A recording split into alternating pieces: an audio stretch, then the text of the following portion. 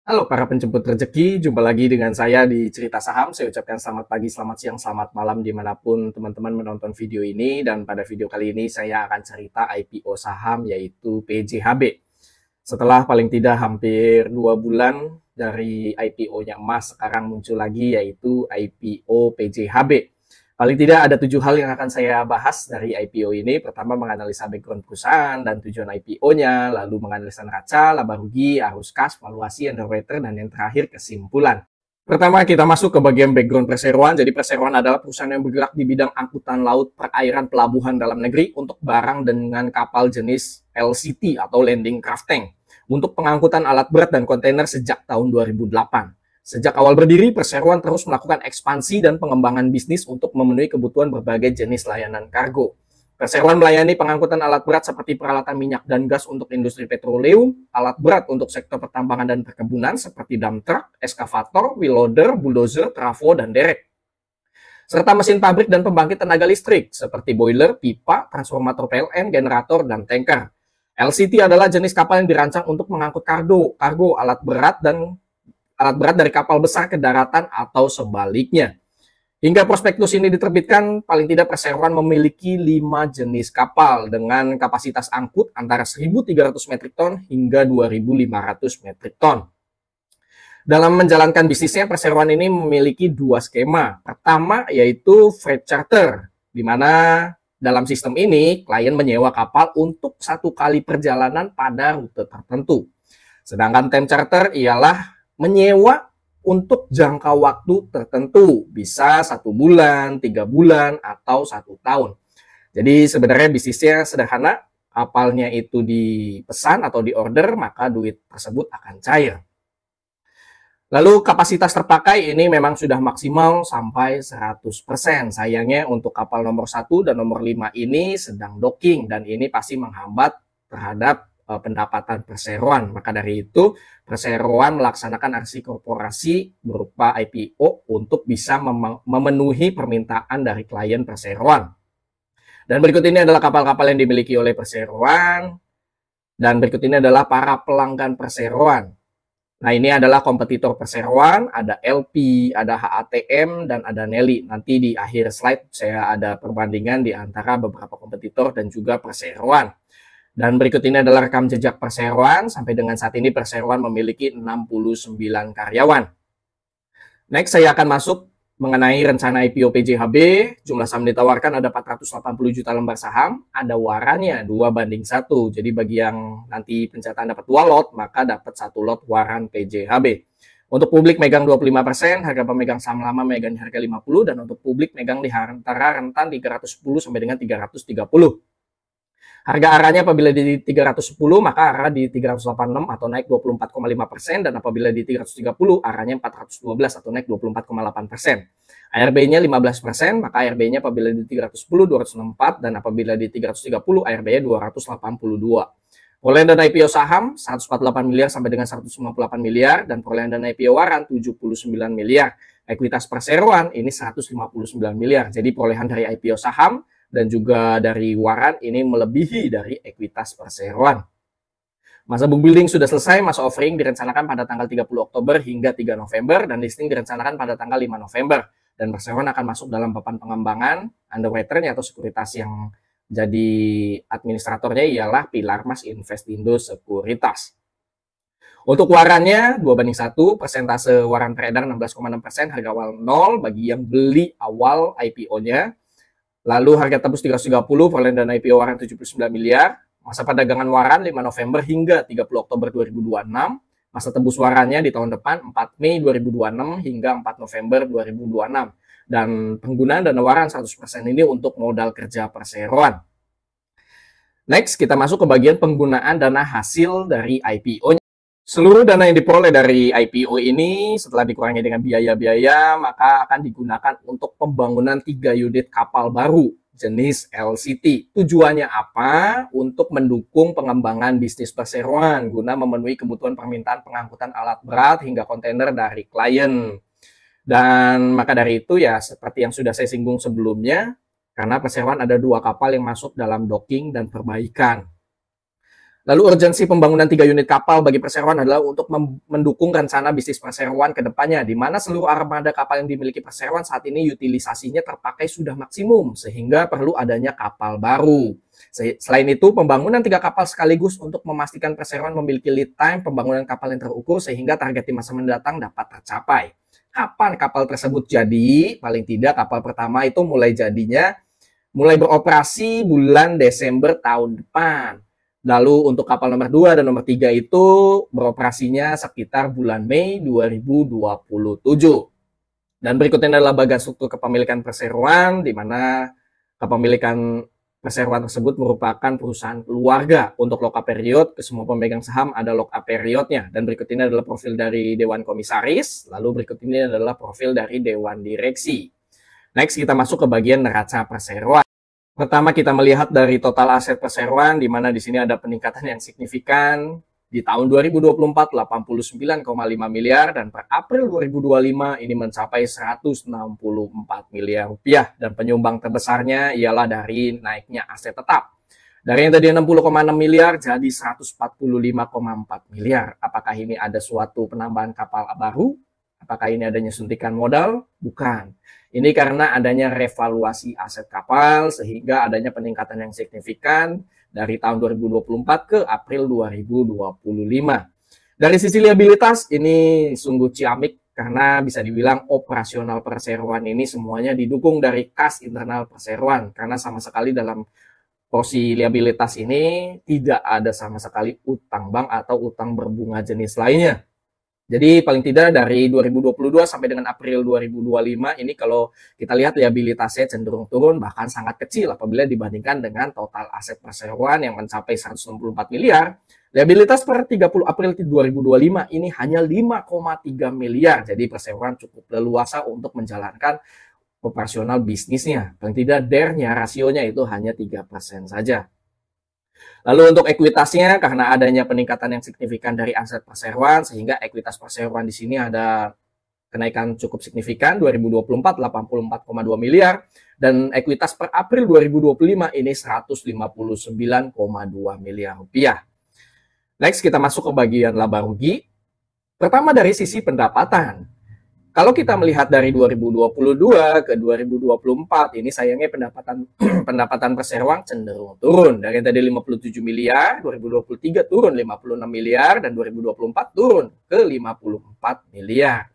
Dan kalau kita lihat secara kuartal dan kuartal 30 April ini juga masih adanya penurunan. Penurunan tersebut karena 2 kapal yang sebelumnya sudah saya singgung juga itu sedang docking dan sedang dalam masa perbaikan. Sehingga terbatasnya pendapatan yang diraih oleh perseroan.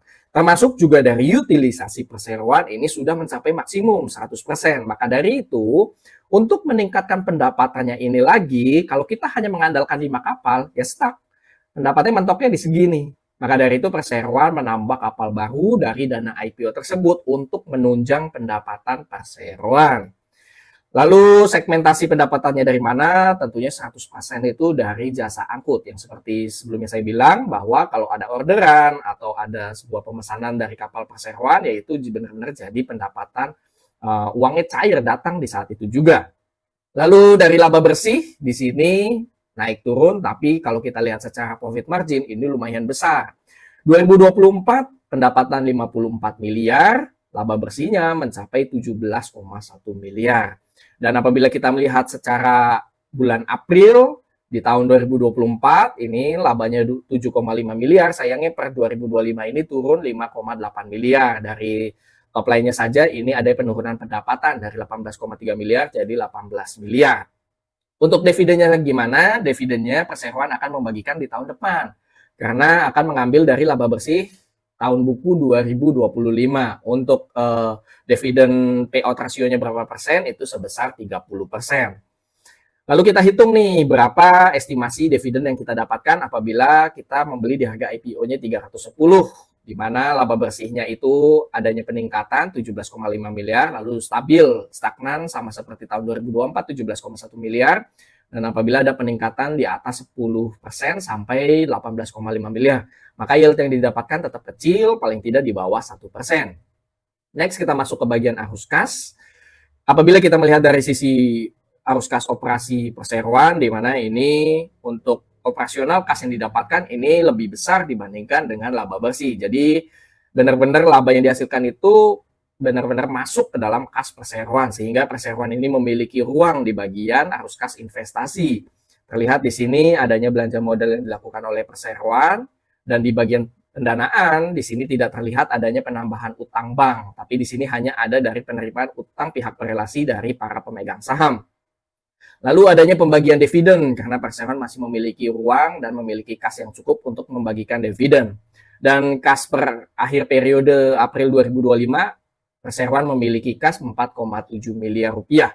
Next, kita masuk ke bagian valuasi. Total saham beredar di sini 1,9 miliar lembar saham. Harganya rentan 310 sampai dengan 330. Di sini saya ambil laporan keuangan 2025 disetahunkan. Pendapatannya ini saya setahunkan 54,1 miliar. Laba bersihnya di sini saya setahunkan 17,5 miliar. Total asetnya 164 miliar, liabilitasnya 5,3 miliar, ekuitas saya sudah tambahkan dengan perolehan dana IPO saham 308 miliar, apabila di 330, 317 miliar. Market cap, harga saham dikalikan total saham beredar, maka market cap-nya 595 miliar, dan apabila di 330, market cap-nya 633 miliar. Book value-nya, perbandingan antara ekuitas dengan total saham beredar, maka book value yang didapatkan 160,4. Apabila di 330, 165,4. PB fair ditawarkan di range 310 sampai dengan 330, perbandingan antara harga dengan book value, maka PB fair ditawarkan 1,9 kali hingga 2 kali. EPS perbandingan laba bersih dengan total saham beredar, EPS 9,1 per harga saham, perbandingan antara harga saham dengan EPS, maka per ditawarkan range 34 kali sampai dengan 36 kali. ROE perbandingan antara laba bersih dengan ekuitas, dari ekuitas 308 miliar dapat menghasilkan laba bersih 17,5 miliar, maka ROE-nya 5,7%. NPM perbandingan antara laba bersih dengan pendapatan perseroan, pendapatan 54 miliar, laba bersih 17 miliar, maka NPM-nya 32%. Ini sangat besar. Dari perbandingan antara liabilitas dengan ekuitas, perseroan memiliki liabilitas 5,3 miliar, ekuitasnya 308 miliar, DER-nya kecil sekali, 1,7%. Next, kita masuk ke bagian underwriter. Underwriter ialah pilar emas invest di Indo Sekuritas, tidak banyak IPO yang dibawakan oleh sekuritas tersebut, paling tidak sebelumnya itu pernah membawakan IPO yaitu Cegas. Cegas juga ini sama-sama ada warannya. Untuk persentase publiknya memang ada selisih, kalau Cegas 30% dan PJHB 25%. Cegas yang publik ke 30% saja ini mampu arah satu kali, openingnya arah, closingnya pun arah. PJHB harapannya ya semoga sama gitu ya, kayak Cegas bisa menghasilkan hasil yang positif. Jadi kita bisa dapat double cuan, dapat dari capital gain-nya plus dari kenaikan warannya. Nah, di sini saya bandingkan nih di antara kompetitor lainnya, ada LP, HTM, dan LI. Kalau kita lihat secara ekuitas dan laba, memang untuk kelasnya itu masih kecil dibandingkan beberapa kompetitornya. Ada LP, ekuitasnya 2 triliun, PJHB masih 317 miliar. Lalu Nelly, labanya 44 miliar, PJHB hanya 8,5 miliar. Ya, karena keterbatasannya kapal yang dimiliki oleh perseroan. Untuk PER bagaimana? PER sayangnya yang ditawarkan ini termasuk paling mahal dibandingkan beberapa kompetitor lainnya. Untuk PB fair gimana? Termasuk juga ini paling mahal. Padahal untuk skalanya ini masih jauh gitu ya dibandingkan dengan kompetitor lainnya. Market cap-nya juga ini paling kecil ya, walaupun memang masih ada ruang sampai dengan market cap 3,3 triliun. Cuma kalau sampai market cap 3,3 triliun, maka valuasinya jauh lebih mahal ke depan. Terakhir yaitu kesimpulan, saya tidak lagi membahas mengenai penjabarannya karena yang saya sajikan juga itu sudah termasuk dari rangkuman mengenai IPO perseroan. Jadi sebenarnya tidak ada masalah dari laporan keuangannya, baik itu dari neraca yang adanya pertumbuhan yang sangat besar yang sebenarnya bukan karena suntikan modal ataupun ada penambahan aset kapal, tapi dari adanya revaluasi aset kapal. Lalu yang kedua dari pendapatannya yang memang cenderung stagnan dari tahun-tahun sebelumnya karena ya memang keterbatasan kapal yang dimiliki. Karena perseroan itu hanya memiliki 5 kapal dan utilisasinya juga itu sudah maksimum, jadi sudah tidak ada lagi ruang gerak untuk bisa menambah atau meningkatkan pendapatan perseroan. Bahkan 2 kapal juga itu sedang docking dan juga perbaikan. Jadi ini memang langkah yang tepat untuk IPO dan hanya dipergunakan untuk menambah kapal baru, bahkan sampai 3.